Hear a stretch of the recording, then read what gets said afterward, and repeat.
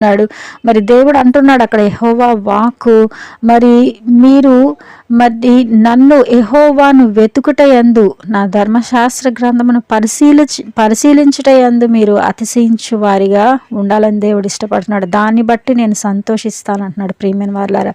కనుక దేవుడు ఘనమైన వాటిని నీచమైన వాటిని ఘనమైనవిగాను, ఘనమైన వాటిని నీచమైనవిగాను చేయువాడు అని చెప్తున్నాడు. అలాగే ఎండిపోవున చెట్టుని వికసింప చేయువాడు, వికసిస్తున్న పచ్చని చెట్టును కూడా ఎండిపోయినట్లు చేయవాడు. కాబట్టి మనం ఉన్న స్థితిని బట్టి దేవుణ్ణి మరి స్తుతించే వారంగా, దేవుని ఘనపరిచే వారంగా, ఎందుకంటే ఆయన కనుదృష్టి ప్రతి ఒక్కరి మీద ఉంది. ఆయన కనుదృష్టి నుంచి మనం దాచగలిగేది ఏమీ లేదండి.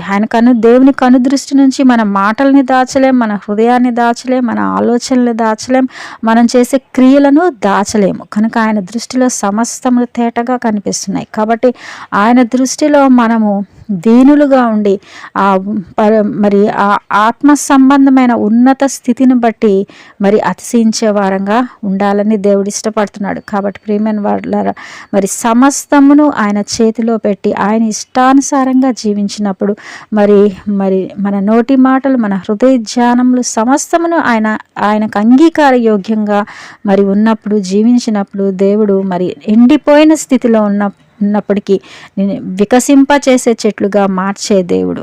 ఏ విషయంలో మరి ఆర్థిక విషయంలో, ఆరోగ్య విషయంలో మరి ఎండిపోయిన స్థితిలో ఉండి ఒకవేళ బాధపడుతున్నారేమో, అయితే దేవుడు వాగ్దానం చేస్తున్నాడు, ఎండిపోయిన చెట్లను వికసింప చేయనట్లు చేయవాడని నేనే. కనుక సమస్తమును ఆయన చేతిలో ఉన్నాయి. కనుక ఆయన వైపు చూద్దాం, ఆయన యొక్క సహాయం కొరకు చూద్దాం.